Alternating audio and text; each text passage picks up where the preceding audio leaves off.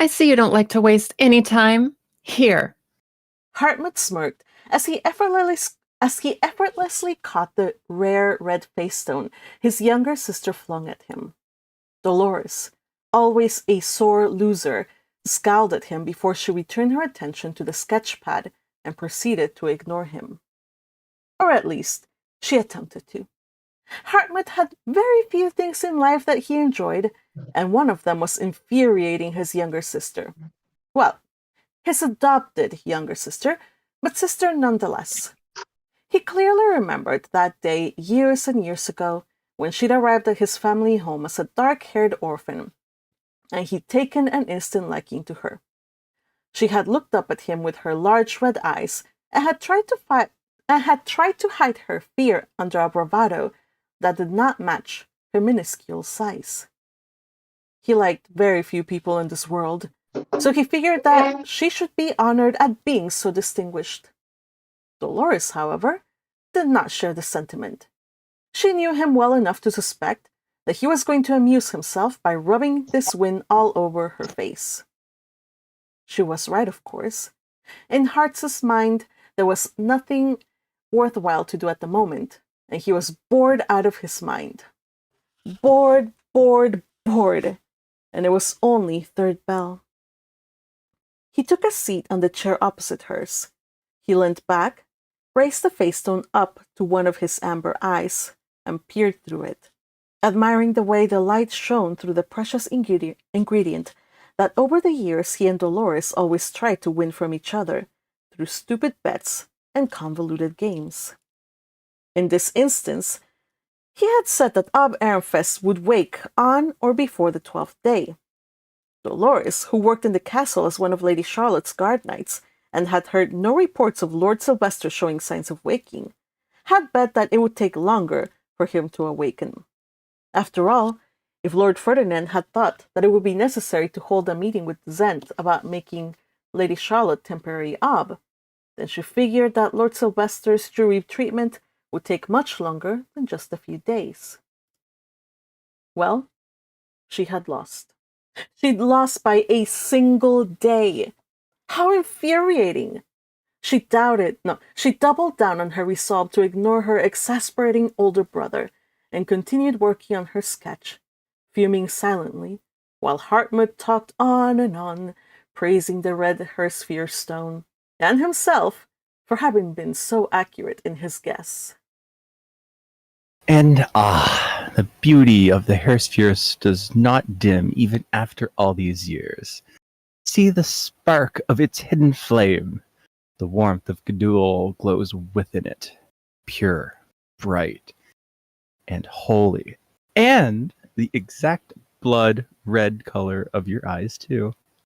Hartmut murmured smugly as he finally put away the precious face stone in one of his pouches. Too bad you couldn't hold on to it long enough for Cornelius to make an engagement face stone out of it. Well, that did it. The absolute insolence.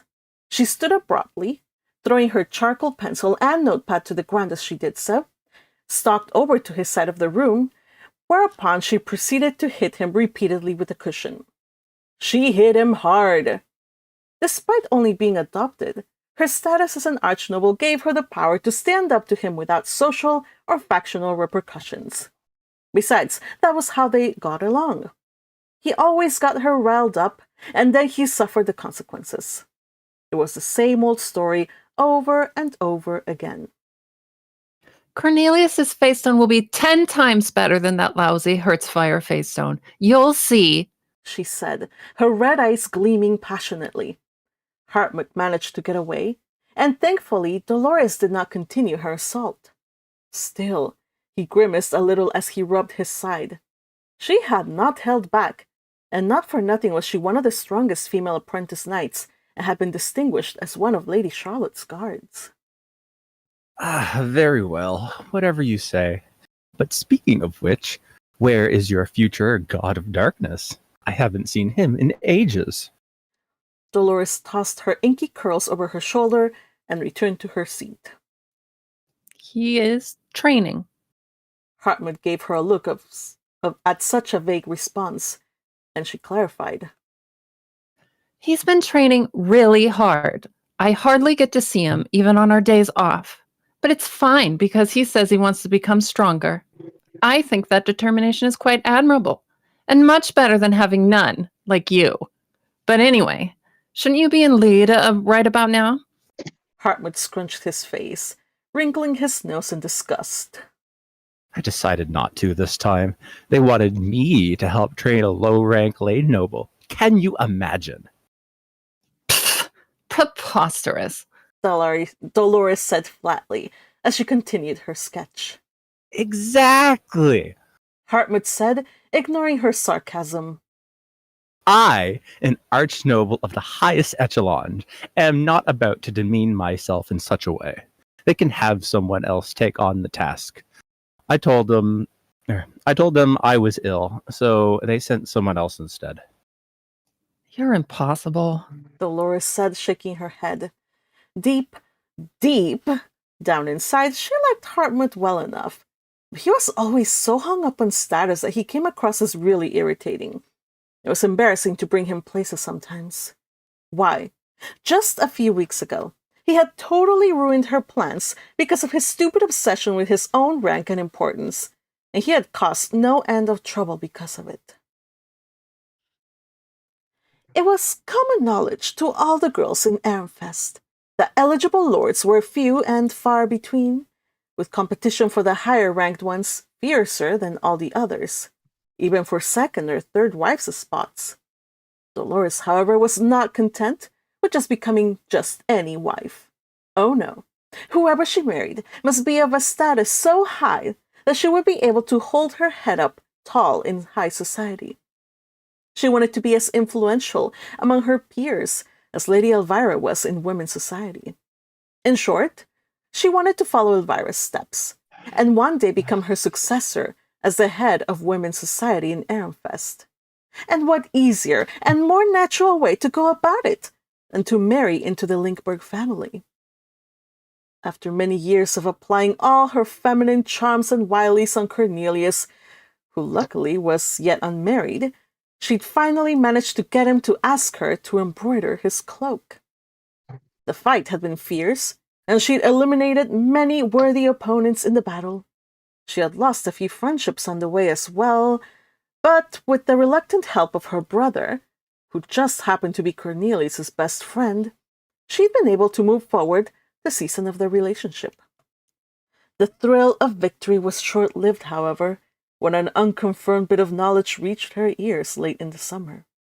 Lord Eckhart, the man who would soon be her older brother-in-law by marriage, and who had hitherto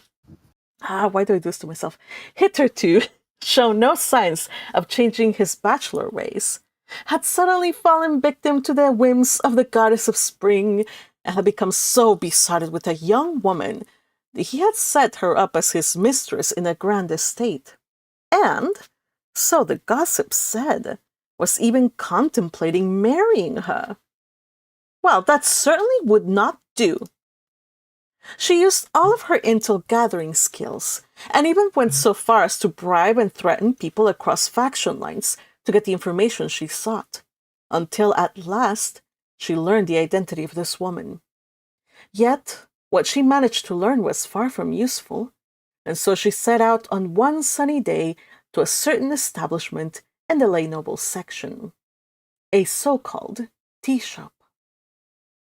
Things would have been fine if only Hartmut hadn't insisted that she take an escort.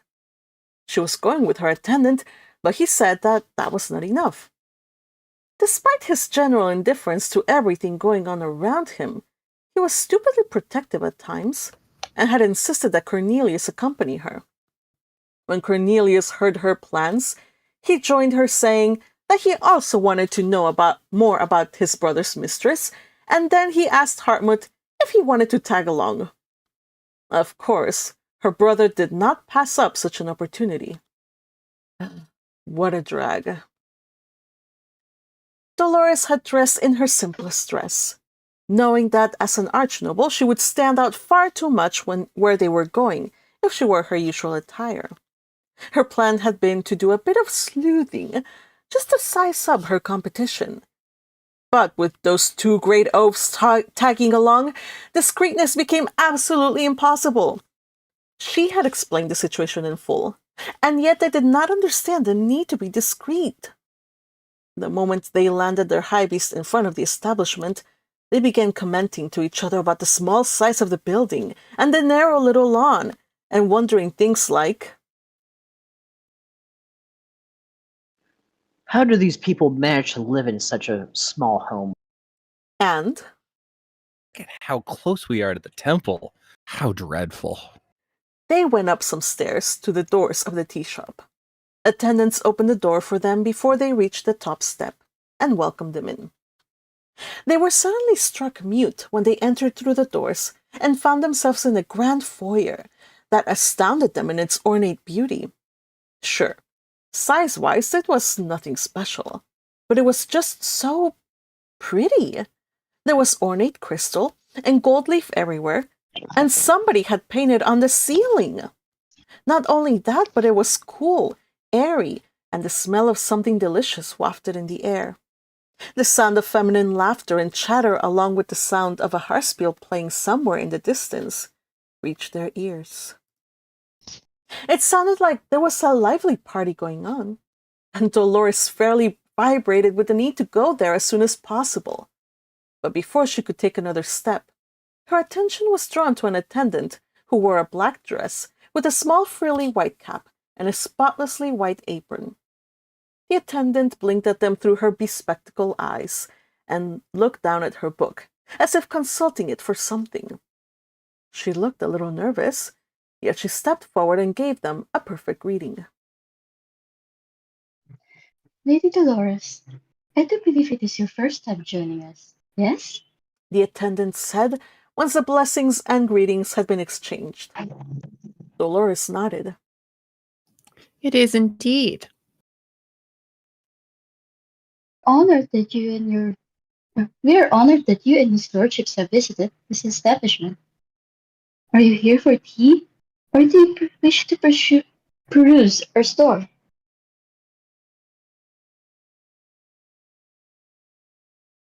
Bergie, I was muted. We would never drink tea. Hartmut began, but Dolores elbowed him in the stomach to cut him off. Discreetly, of course. She was a lady, after all. I hear that you sell many wondrous products, but perhaps we can peruse them after tea. Dolores said to the girl. Dolores, Cornelius hissed in a loud whisper. surely you don't mean to eat here? We didn't bring our attendants. Who will serve? They have attendants to serve you if you didn't bring your own. Dolores explained, cutting him off. She had done her homework thoroughly, and she had learned that the way this business did things was different, since it was modeled after a similar shop in the lower city. Personally, Dolores was not too fond of the idea that nobles were copying something out of the commoner's book, but she couldn't do anything about it. If she was going to see the rumored water goddess, this was the only place to do so. Cornelius and Hartmut were not making things easy, though. They kept worrying about the propriety of being in this kind of place and complaining about poison testing and such. I am going to participate in having tea. Dolores said through gritted teeth. You two can come along and be silent, or you can just go home. They both glared daggers at her before they made eye contact with each other. They were such old friends that they didn't even need to speak to communicate. In the end, they nodded in agreement. They were staying. Dolores later wished that she had forced them to go. They were led to a room bathed in diffused natural light coming in from a high glass ceiling. All around were potted plants and sculptures, as in a conservatory. Round tables were spread out to accommodate several guests. There were 4 seats at every table, and each table was laid out with pristine tablecloths and beautifully embroidered napkins. The room decor was yellow, per the color of the season, and there were even flower arrangements very similar to some she had seen in some tea parties she had attended. This may be an establishment for lay nobles, but it certainly is impressive. She thought as she followed the attendant. They were seated at one of the tables that offered the best view of the garden, or so they were told, and soon a flock of well-trained attendants came to serve them. Dolores tried to engage her two companions in conversation in an effort to distract them, but Hartmut seemed to be in one of those petulant moods of his where he sought out small things to nitpick and complain about. Then, as the attendants poured tea suddenly, Hartmut spoke up. You there! We wish to speak to the proprietress. Hartmut! Dolores hissed, sending him a vicious kick. Unfortunately, it was Cornelius who was on the receiving end of her violence. He winced, but did not yell as Hartmut would no doubt have done. What do you mean? Or if she's available. my lord. Oh, hold My on a lord? second. Akihana. Yeah, the attendant. Not yet. Sorry. Sorry, there was a pause. I figured it was my turn and I missed it. I will inquire if she's available, my lord. The attendant said, faltering under the collective pressure of three archnobles who were used to always getting their way. What do you mean, if she's available? Cornelius said. Have her come here at once. Dolores sighed internally as the nervous attendant scurried away. Their presence alone was enough to draw the attention of all the other patrons. And now here, these two were making it worse by being loud and bossy as ever. Well, there went her plan to be discreet. She had wanted to be subtle, but there was no way to avoid a frontal assault now. From there on out, she needed to be as aggressive as possible to establish her unquestionable superiority. Meanwhile, their attendants began serving them from carts piled high with beautifully arranged delicacies. They were presented with little sandwiches, pastries, cookies, and treats, some of which she had never seen before, and all of which looked too cute to eat. Nothing looked worthy of finding a fault in. Dolores took a sip of her tea as the shop's attendant began explaining what each item was. But then she interrupted with a complaint loud enough for everyone in the room to hear. This tea is much too weak, She said, putting down her teacup with a sigh. Is this the kind of thing commoners are usually served? We are nobles. Brew me a fresh batch. Meanwhile, Hartmut raised his eyebrow with the intent to one-up Dolores. He had obviously read her change in attitude and discerned her intent. Leaning towards one of the carts, he plucked one of the tiny cakes from a tray. A small cake topped with purple and yellow edible flowers, and looked at it with distaste. What do you suppose this is? Cornelius smirked. Common food for common people. It's nothing my betrothed should eat. At that moment, a woman in a sumptuous dark dress approached them. She was very pretty, Dolores conceded, but she was not the vision of loveliness with the midnight hair that she had heard about. Nevertheless, she kneeled in front of them, presented herself, and greeted them. The proprietress, whose name was Frida, welcomed them, and once she stood, Dolores's gaze swept her from head to toe. This woman had pink hair and delicate features. She looked mild-mannered, but there was a steely glint in her brown eyes, and even though her attire was not extravagant, there was something in the cut and quality of her dress, and in the pretty flowers that were used as decorations, that made Dolores feel a little self-conscious about her own attire. She should have dressed to match her status. She was an archnoble, damn it! Hartmut looked at the woman speculatively, then chose to ignore her altogether, I don't see anything special about her, Dolores. speaking as if the woman wasn't there. You don't need to worry about this woman taking your spot in society anytime soon. Cornelius laughed. Like my mother would ever let that happen.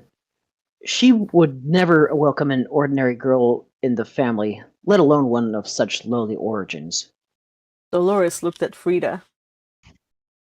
I have heard that you have a special catalog, a book, where one can see the newest products in your store and order from there.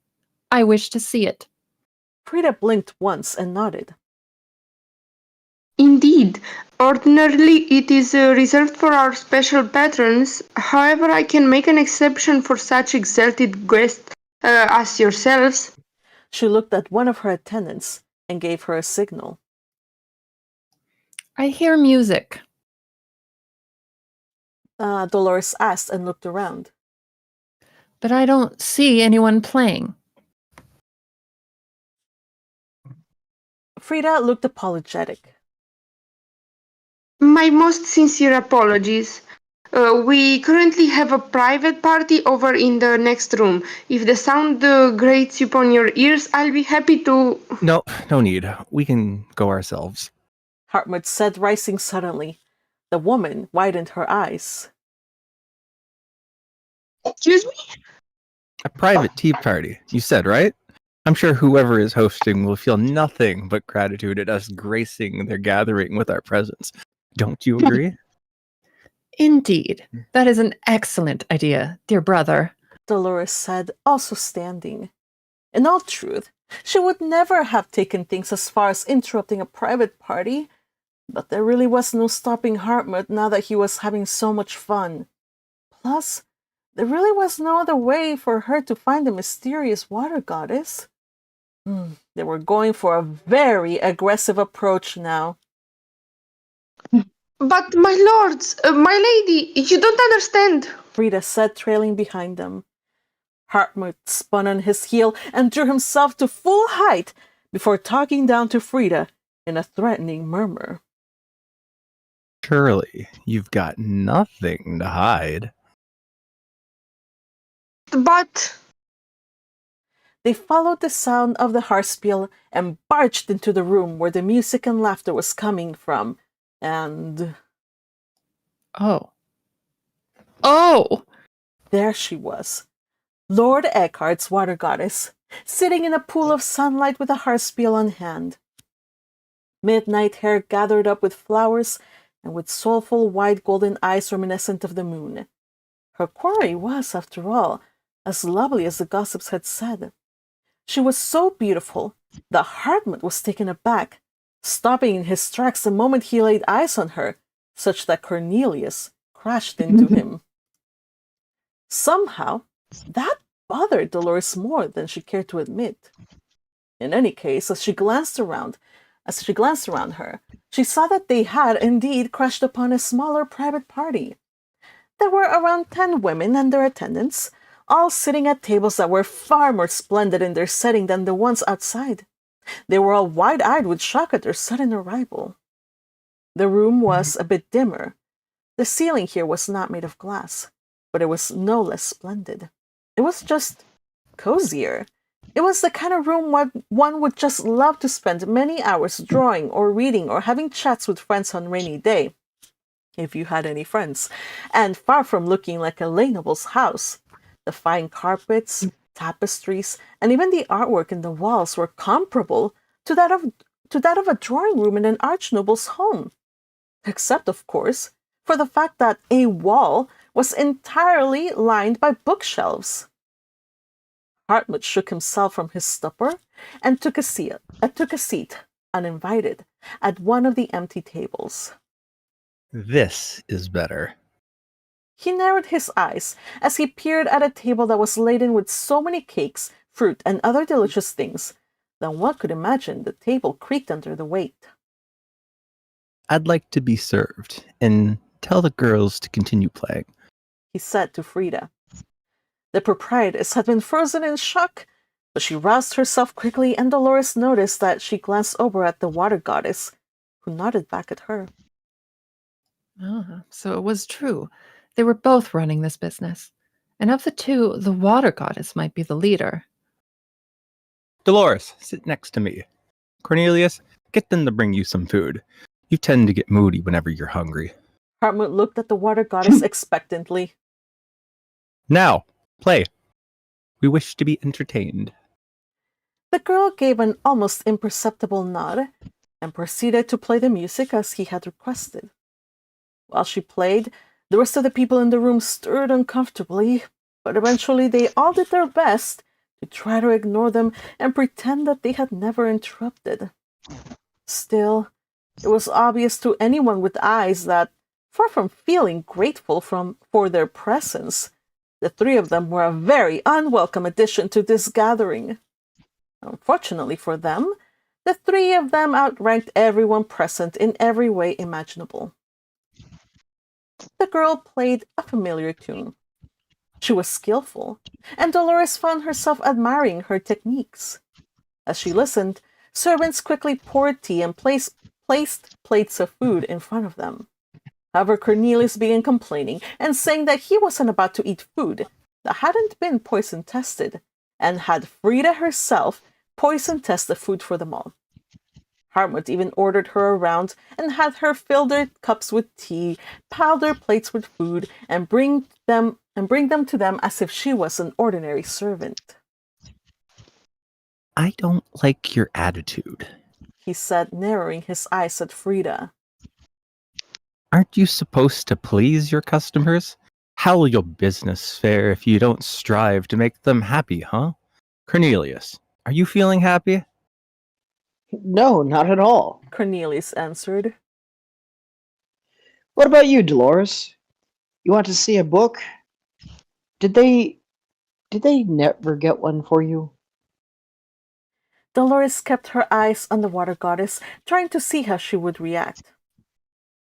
I have not. I am most displeased. I shall have to tell my friends about the terrible service we have received here. The girl's face remained blank, and she played on as if nothing was amiss. You know what I find the most disturbing, though? Hartmut asked. What? Dolores asked. That cake over there. He pointed to a cake topped by tiny lifelike figures. It looks like it's too sweet. It can't be healthy for you. And it's just wrong. Cornelius began laughing. You're making no sense. Why is it wrong, Hartmut? Dolores said while sipping her tea. Please enlighten us all, as we are not as bright as you are. It has schumels. Hartmut said the same way one would say that there is hair in one's food. Oh, I see. Yes, I agree. It's all wrong. But then again, this is not a place fit for high nobility, so please be kind. Drink this inferior drink they dare to call tea, and bear with it. I will not. Hartmut said, slamming the teacup into his saucer. Nice touch, by the way. And sloshing the liquid on the table. The way those tiny schumel eyes are stare back at me is unnerving.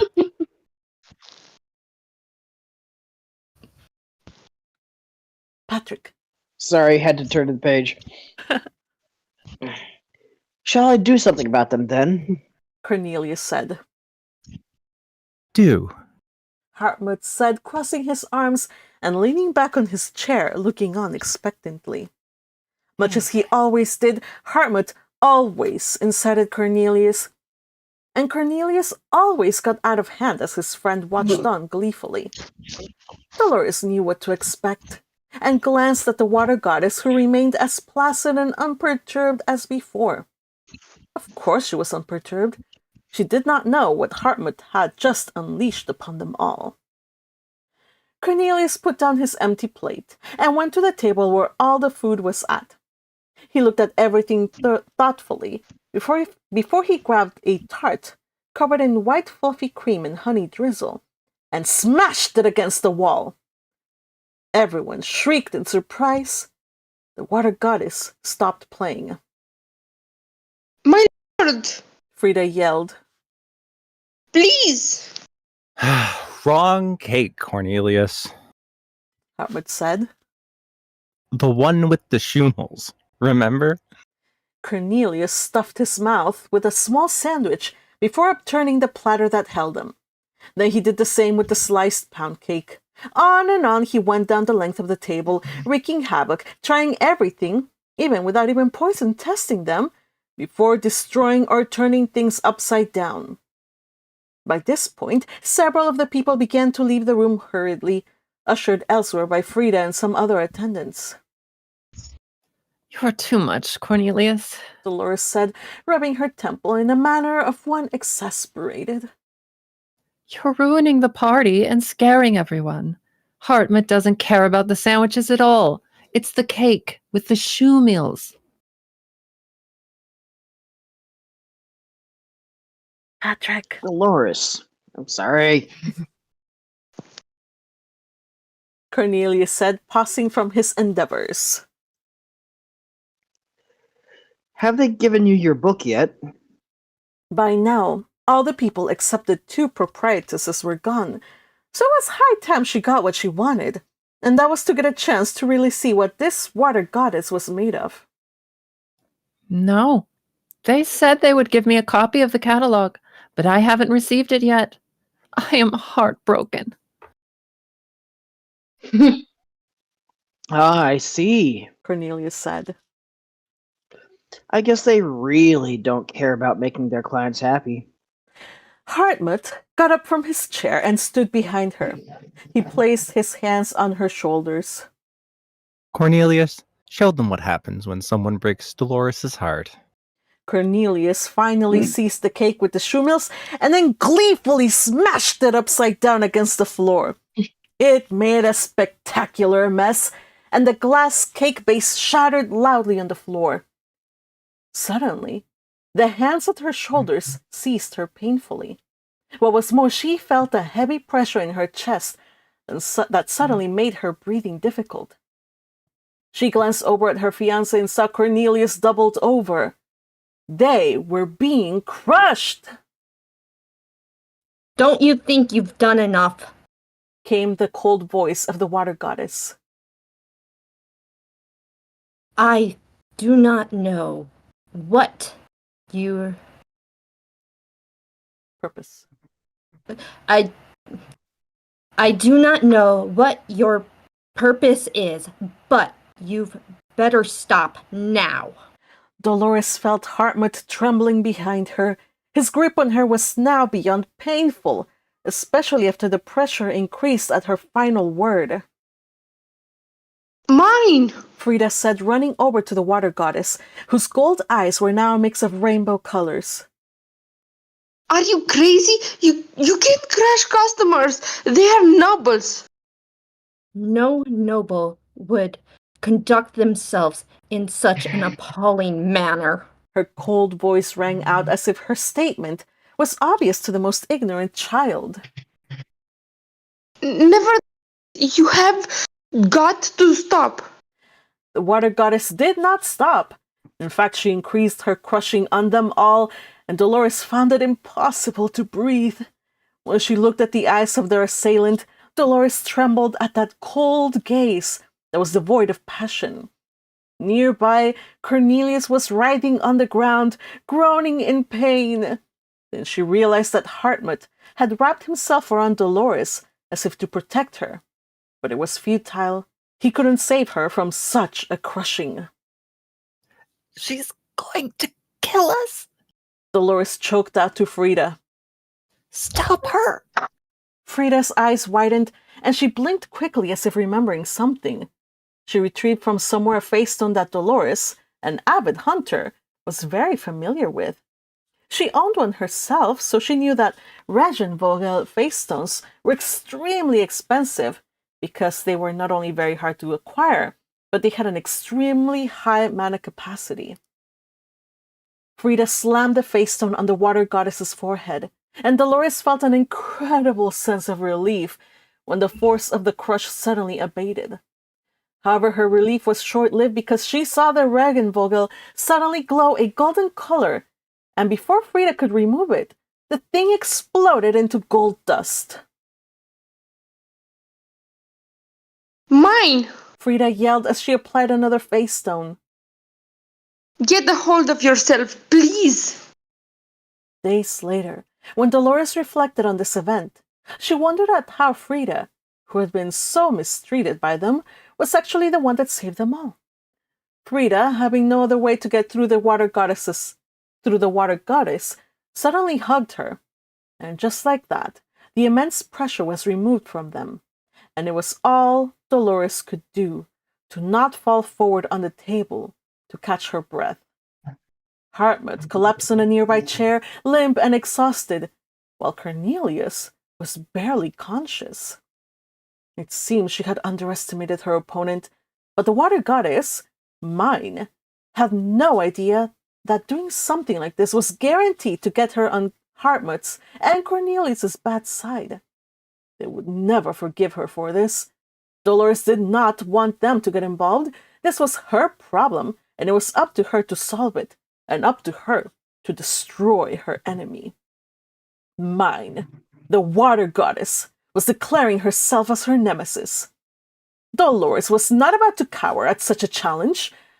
However, it would be the height of idiocy to remain here any longer. Ooh, scared.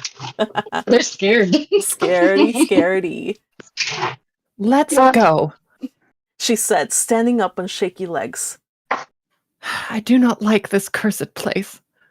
Hartmut mutely followed her, which was odd because he was never the kind to take something like that without retaliating or saying something snide or sarcastic just to have the last word. But he didn't seem to have the energy. He just looked dazed, as if he'd been struck by lightning. She stepped over Cornelius, who had apparently received the brunt of the water goddess's anger and had suffered the most as a result.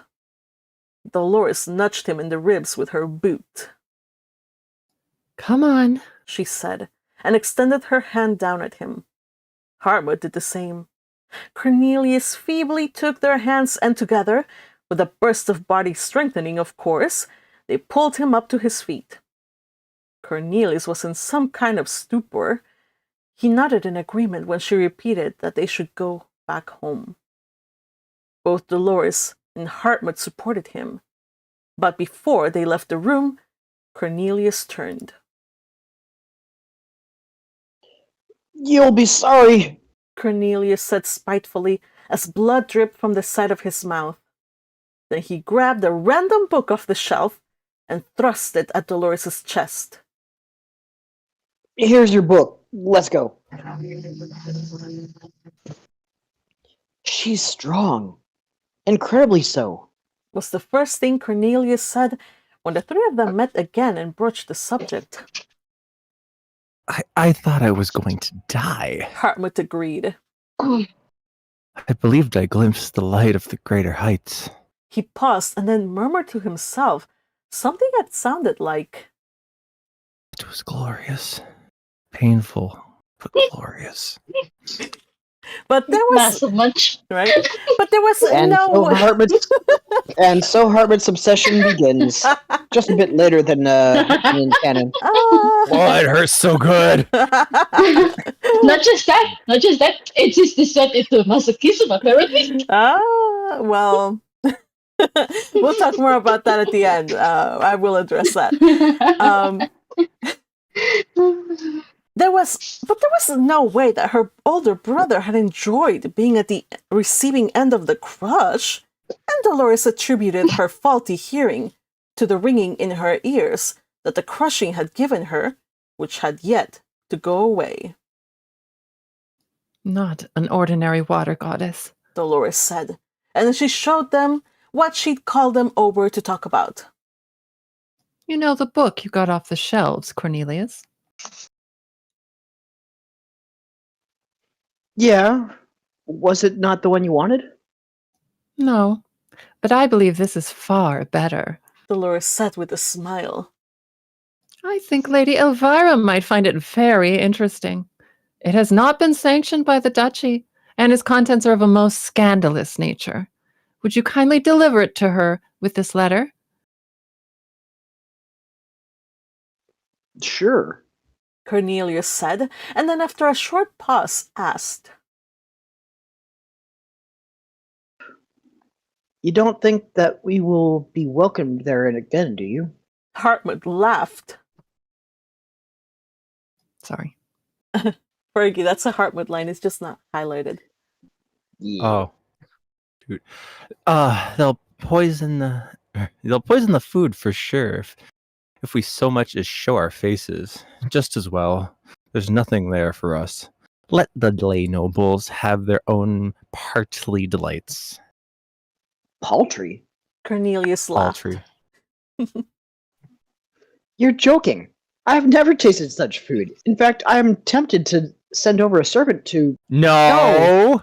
Both Dolores and Heartwood said in unison. Great timing, by the way. Cornelius cocked his head. Why? Was getting crushed almost to death not enough for you? Dolores exclaimed while Heartwood reminded him that he had gotten to eat all that food while he and Dolores had only had a bite of a pastry. Don't be greedy, dear. Dolores said in a sweet tone.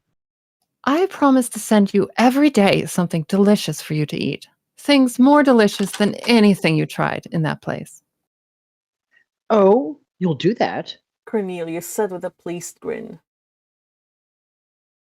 Dolores nodded and gave him a childish smile. Of course.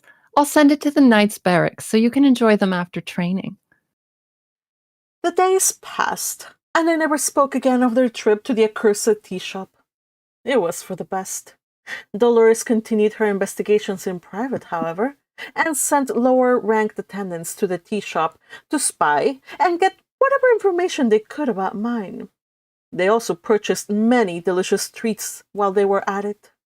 She had promised to send treats to Cornelius, but because their chef was unable to replicate what they had enjoyed there, she resorted to sending servants to purchase them. What did it matter anyway? He never bothered to check with her chefs, and Cornelius's love and devotion to her only increased as a result. Dolores didn't learn much more about the water goddess, however, except that she was rumored to be the daughter of some unknown noble and his mistress, and had been brought up in the temple. She never received a noble's ring to channel her mana with, nor had she ever attended the Royal Academy. Still, she was prodigiously strong. That much she knew from the way she had crushed them all, and how she had so effortlessly powdered those high-quality face stones. It was unheard of for someone so young and small to have enough power to crush 3 fully grown archnobles. Who was she? What did she want? And would Lady Elvira ever consider such a woman suitable enough to marry into the family? The thought had plagued her for a long time, and unbeknownst to everyone, she followed the unfolding drama surrounding the tea shop with much trepidation and anxiety, knowing what her role in that fiasco had been. Her head was beginning to hurt. Hartman continued lounging around her and making a nuisance of himself all morning, until just before 4th bell struck, and a letter arrived for Dolores from Lady Elvira. She tore open the seal and turned pale when she read the elegantly written missive. Hartmut, not used to seeing Dolores ever be faced by anyone or anything, was a little alarmed. What is it, Dolores? Who's the letter from? I would be so pleased if you could join me for tea 3 days from today. Lady Florencia will be joining us, as well as someone I am incredibly eager for you to meet. Someone special to my oldest son, who I hope you can learn to get along with. Dolores crumpled the letter in her hand and felt lightheaded. Anger, surprise, fear. She did not know what she felt, but at that moment she needed an outlet, and there was a convenient person around her for that. How fortunate that he had decided to stick around. She stalked over to Hartmut, again, seized the cushion, again, and proceeded to beat him over the head with it, again, and again, and again. Her name is Myne, and I hope that one day she will become Eckhart's goddess of light. End of chapter. Elvira is such a amazing gatherer of information that there is no way in hell she doesn't know that Dolores did this. She knows. She knows. Oh, she knows. Also, the notes here, just because people were asking about like the world building or what's going on. Hope you enjoyed Dolores, my one and only original character. I don't think I have, maybe there's another one, but very minor original character just to this fanfic. Bernard. Only one is guitar. I think Bernard and then Oh yeah, Waggy. Bernard, Darius. Darius. Okay, so I And made there's a also lot. Waggy. Yeah, Waggy, but Waggy doesn't ever show up. Yeah, there's others. I think there's one more at least that's I have to get introduced, but that's not until like chapter 80 or something like that. Okay, so also many thanks to JC Fergie who helped me brainstorm. Yes, you did, and proofread this chapter, and who picked the name Dolores. Fergie, what was your reasoning behind picking the name Dolores? Harry Potter. Just Harry Potter. Dolores Umbridge. Yeah. So there you go. That's where we got the name. It's not a German-sounding name, but it doesn't matter. Also, in this weave, Brunhild and Hartmut were an item at school, but in the end, they ended things because even though he has the pedigree, he's not a very pleasant person. And Hartmut was also hoping to be called into the sovereignty as a scholar with the recommendation of Herscher. Herscher, however, recommended Raymond, and he became her assistant scholar at the Royal Academy. And so Hartmut is very, very bitter about that. And that's why at the beginning of the chapter, he's so bored. He's doing nothing with his life. Just work and doing the things and being bitter. until he actually saw Myne in her baptism in canon. Mm-hmm. He didn't really have a purpose, and it makes sense that he would want to be called to the sovereignty so that he could actually have something of a purpose. Mm-hmm. But, yes. But now Something with more of a your story- challenge. Yeah. Mhm. With your story in what we just read, I think he's found his purpose. And I Oh. think he's going to try to make amends with Myne. Oh, that's an interesting guess. We'll see how that works. I don't know, Not you guys. make amends, just piss her off again to feel that pain. Oh my gosh, because all he wants to do is feel the pain. Yeah, that's just piss her I off. don't know if he's that much of a masochist, but I don't think Who so. knows, yeah, man? I guess you can see that. You know what? Back to the comments on this one. People were saying I think there were I think because Magpie is trying to avoid this subject, I think we may have hit on something. No, I'm actually going to talk about the subject. I'm not shying away from the subject. I did get people like go crazy for they were like, ha ha, this is hilarious. Harmut confirmed M. I was like, okay, and then somebody at least one fanfic emerged from this one, from this kind of Hartmut. So go look it up yourselves. But yeah, I don't know. It doesn't really matter. I think when I wrote it, I think he was just amazed at the power, just being like wow, the power. That was I did not know that kind of made him feel his mortality or something like that. I don't know. That's just how I thought about it. But if you have any other view, you can do it. You know, there's other people who thought the same. To be honest though, I'm quite glad that the three stooges that appeared wasn't what I thought they were, because at first back in the earlier chapters when Myne said about the three nobles who caused disturbance and hinted at one of them being Cornelius, I kind of figured the other was probably Hartmut, but I was having a hard time figuring out who the girl was, and I was thinking, I hope it wasn't Brunhild. Yeah, I think I'm very glad it wasn't. Going to be Because Brunhild did have kind of a snobby attitude at first, right? Yeah, she Yeah. did. So I was hoping it wasn't Brunhild, and I'm glad it wasn't. Well, how about Leonor? Who would have thought that I don't know if people might have thought that it was Leonor too. I wouldn't think so because Leonor was So Leonor always struck me as a more thoughtful person. So I didn't really see her as the antagonistic type. Mm-hmm. So all those kids, basically, I had to invent Dolores because I needed a reason for there to be also like chaos at the tea shop. So basically Dolores kind of put the attention on the tea shop. If it hadn't been for Dolores, like a lot of information about what was going on in the tea shop, the salon, the meetings, that wouldn't have gotten out. So all of this is because of Dolores, you guys. The fact that there's a faction, all these things, like rumors just started spreading from there. Whether she spread them or not, that doesn't matter, because just the fact that there was some kind of altercation there, that's what brought attention to Myne and Frida's tea shop.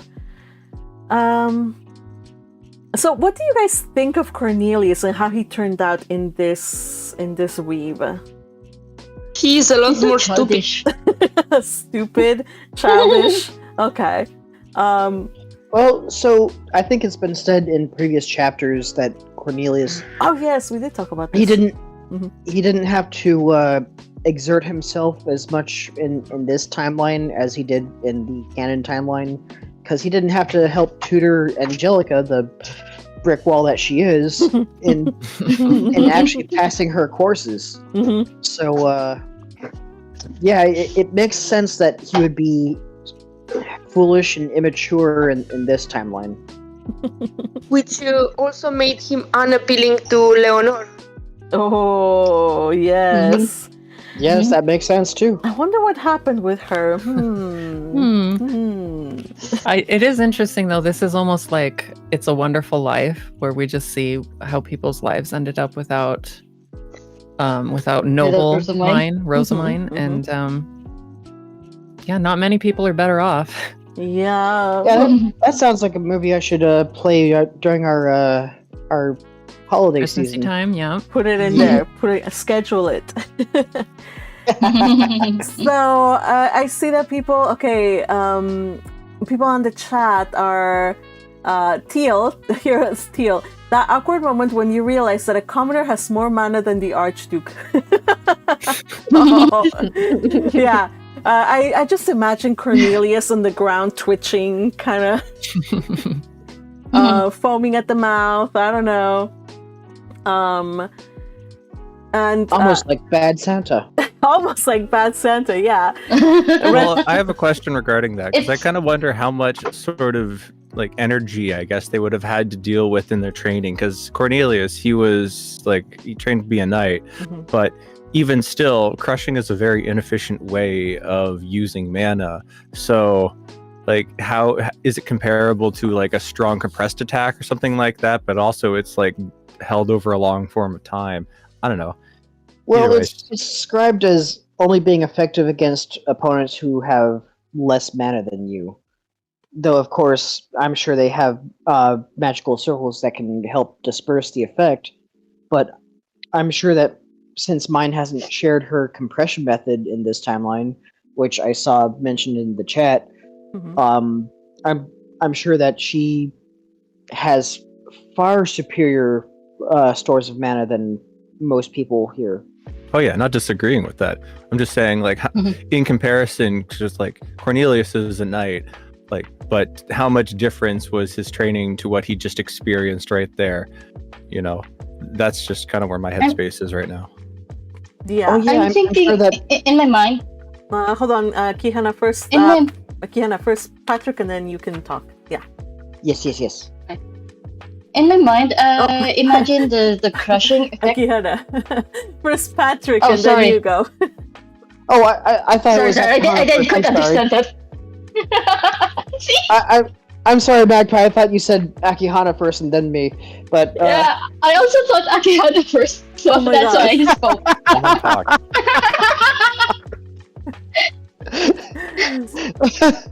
Oh man, now I think I've forgotten what I was going to say, so I'll hold back and see if I can remember. Go ahead, Akihana. Okay.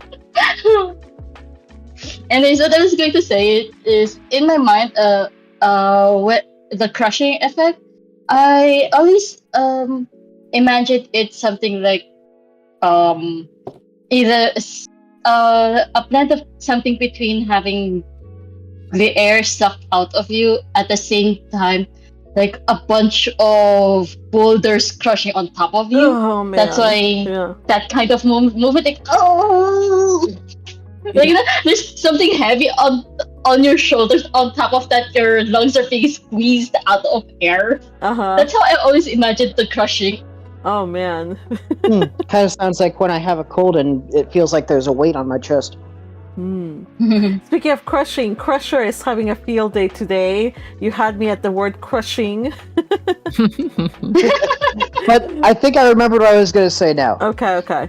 So, the knights who are guarding the Archduke candidates, they haven't been trained by Bonifacius like they did in the canon, where Bonifacius took a special interest since his dearest granddaughter was put in a jury for 2 years due to saving Charlotte. So, I don't think he's taken the time to give the special training to the bodyguards, as it were. Yeah, so Fair. Cornelius is strong, but he's complacent in his strength. Notice how thoroughly he was beat by Eckhart. Also, there's the fact that the graduates, the turnouts of people who have graduated from the Royal Academy as the Knights Course, they've been mediocre at best. So the bar is kind of lower. So he's like, cool, I'm strong, but that's because like everybody else in his generation or so and younger, they're not nothing to talk about. And then he gets hit by a mana truck. Yeah. He gets caught off guard because when you get so used to being the strongest one around of your generation, like you can lord it over everybody, then he was absolutely hit with something he just was not prepared for. And also he stuffed himself too much with food, and I don't know. There was a You got indigestion. No one suspects the Minequisition. Mind precision. That's a new one. Oh my goodness. Also, personal thought, headcanon, whatever. I think that glass platter that was destroyed was a gift from someone to Myne, and it had personal significance. So when that shattered, that's what set her off. Ooh. Oh my god. Dear. Let's- It is now part of the story. Yes. So, in other words, Magpie didn't actually put that in the story, but Fergie said something that is like, ooh, that works better. Well, when we edit, she just gives me a file, and then I just write stuff, and she approves edits or like changes stuff. And it's like sometimes certain chapters are a mixture of both, like an 80-20. I wish I But- could pull up the conversation we had about this. Do you mind, Fergie, if I pull it up? I don't care. I have nothing to hide, but also it's so Splatter. long ago. Good luck. No, I'm gonna find. I'm gonna find it because it's. Well, let's see. Da-da-da-da. Either way. But This. Yeah. I suddenly remember back when Eckhart went to butcher Cornelius. I recalled he was eating a cake at that time, right? Yes. And at that time, I was thinking that, that is definitely Myne's cake, but the way he prepared it, at that time, my headcanon was they probably snuck in again and then snatched up some food. And it's nice to get new context now that they didn't snatch it, but rather Dolores Yes. made some sneaky moves and actually purchased the cake and to pass it on as her As own. hers. Yep, that's what she did. So that's why when Eckhart went and talked about like, oh, I see you have like pastry, and like Cornelius was like, what? But like realization suddenly, like he was like, all this time he had thought that it was food from Dolores, but with Eckhart going in to tell him what was what, he's like, oh. Oh my gosh. I had a lot of fun voicing Hartmut today, though. Right? It was nice being an asshole. Being evil is so much fun. Yeah. By the way, good job also for Teal, who not only had to read a villain, a villain in the story, antagonist, but if you guys notice, her highlighting for Dolores was black. was black. I did it to A myself. little harder to read.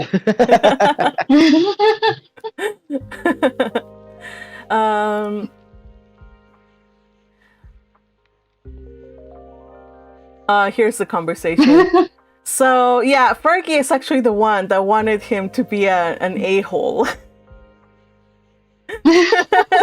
Thank that part on Fergie.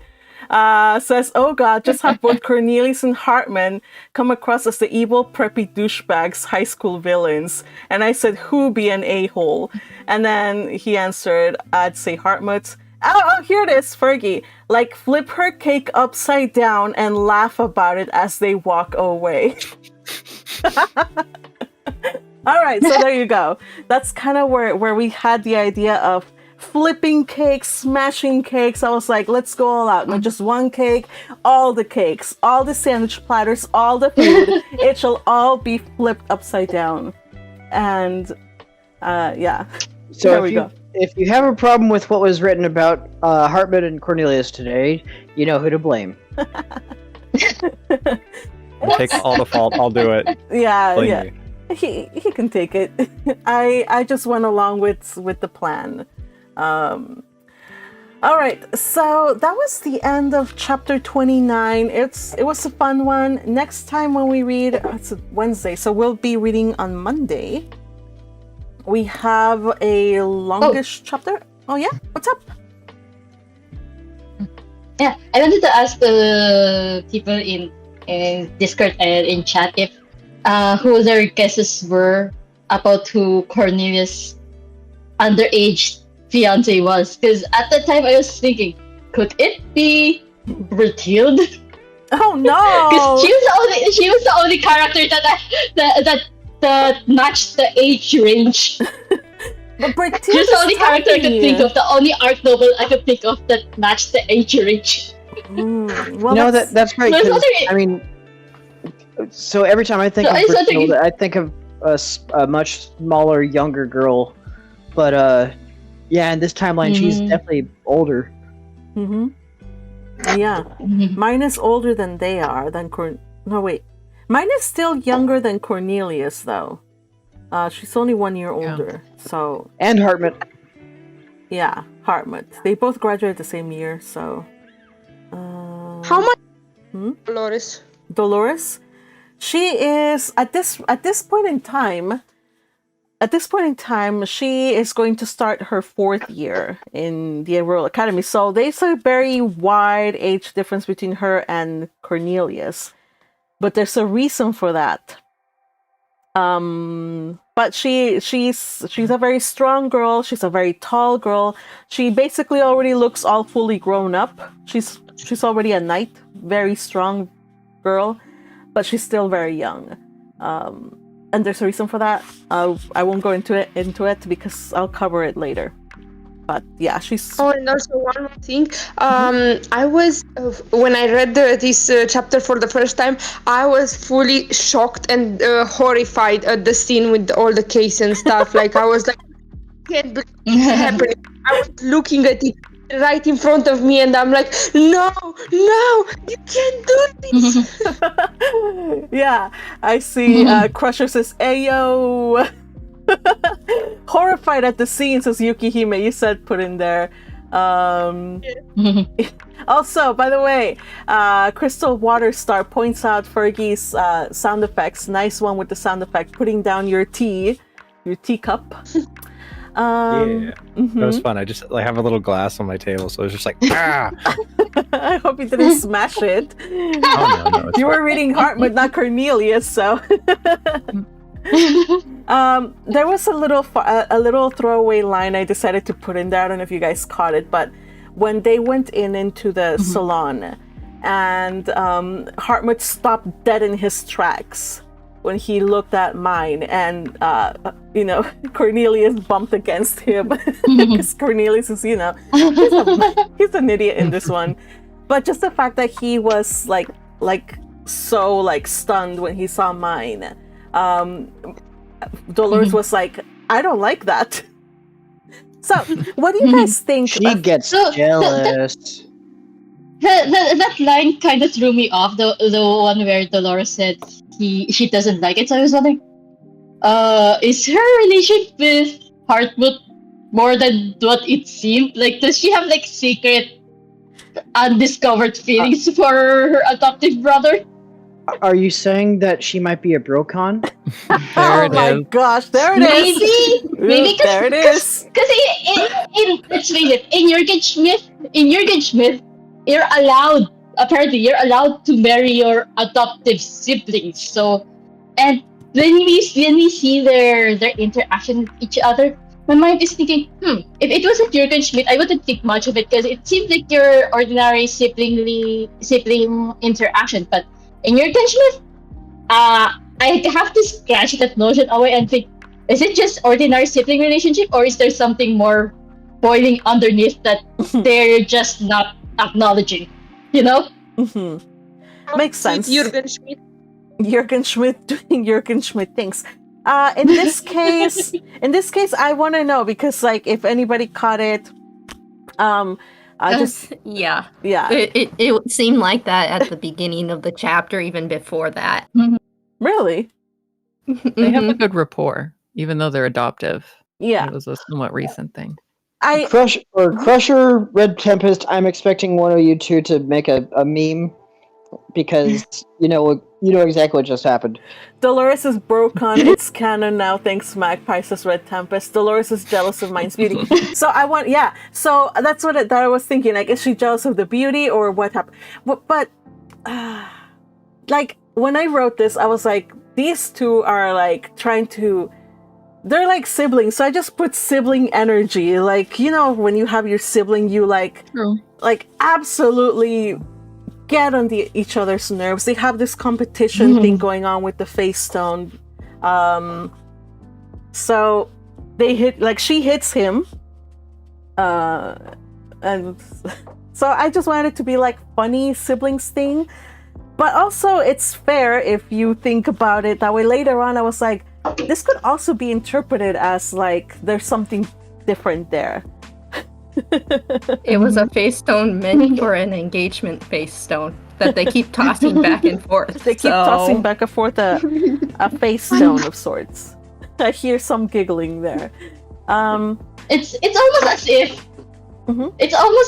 if neither of the two wants the other person to use that face stone as an engagement face stone to other people.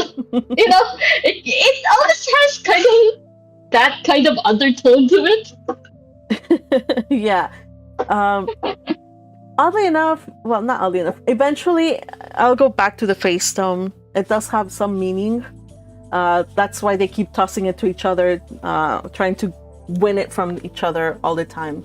So look forward to that. This is not the last time we will see Dolores, and definitely not the last time we will see Hartmut and Cornelius and company. Of course not. Hartmut has his obsession now.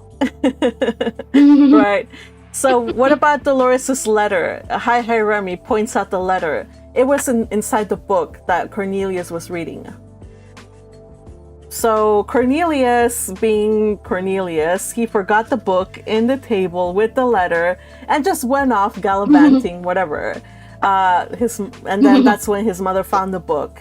She read the book, the letter fell out, and so she got Dolores' letter. So thank you, Dolores, for, connecting the dots for Elvira. So yes, Elvira knows exactly what you did after she talks to Myne and gets all the information. So, Dolores is not the brightest out there.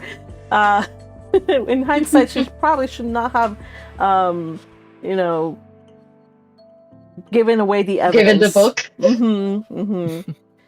I mean, she's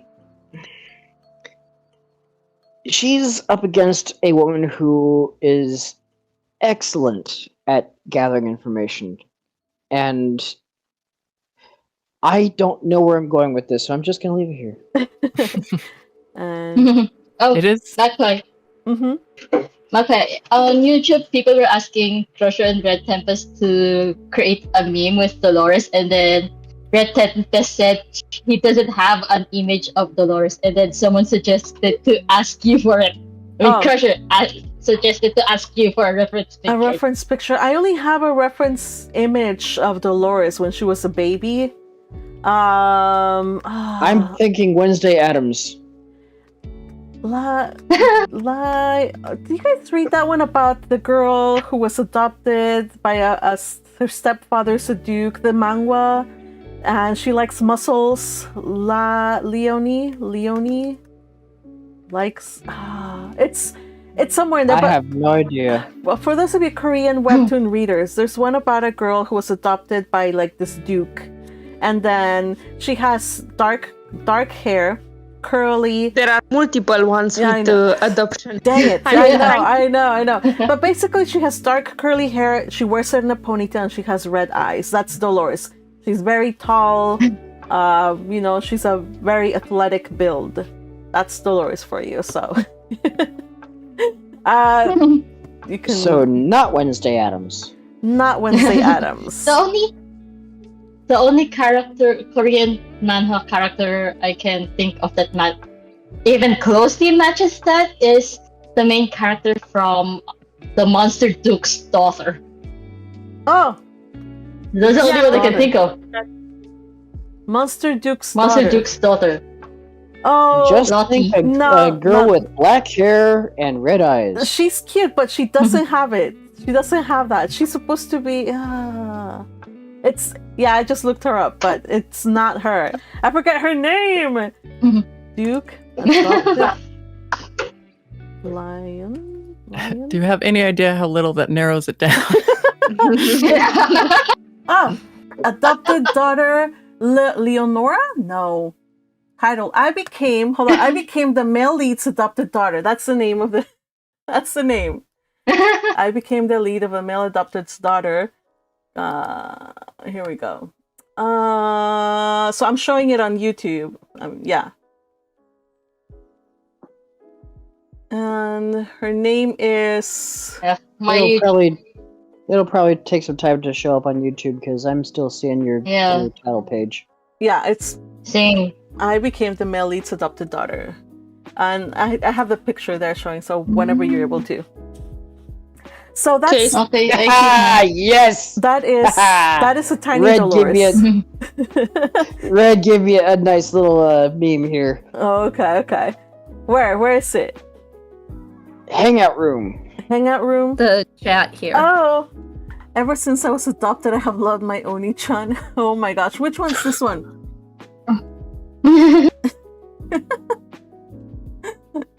Aw, I love all these. How I see Dolores. Who is this, Teal? That's Nico Yamada from Love Live.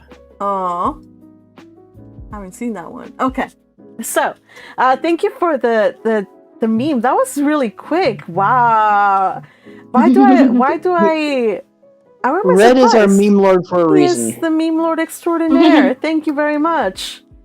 All right, you guys. I think we're gonna end the chat and the read today. But I hope you join me on Monday. Join us all. We are going to go back. I think we're gonna go back. Yes, we are going to go back to. We're gonna start part 4. We finished part 3.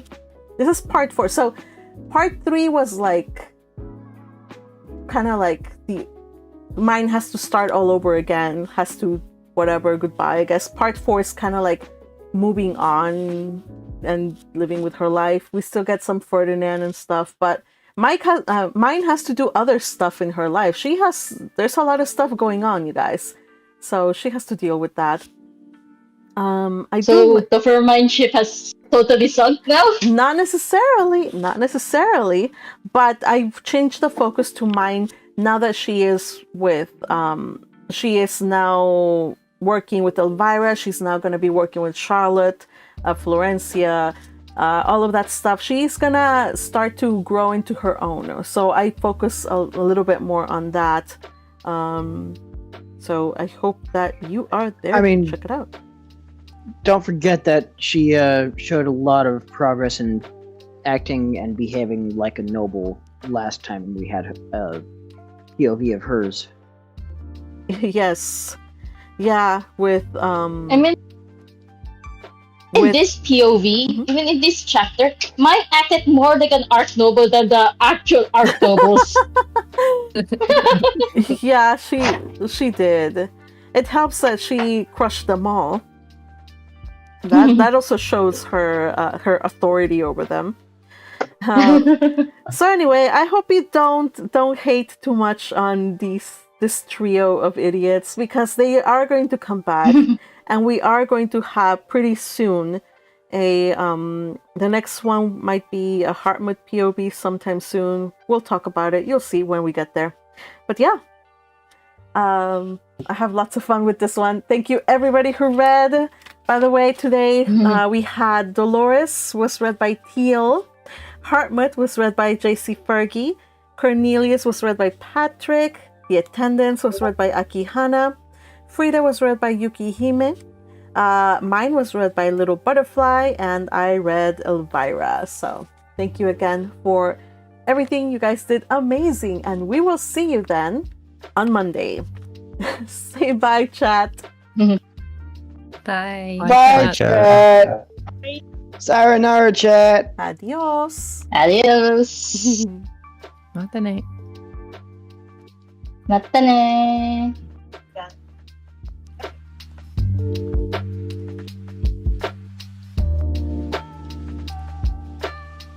YouTube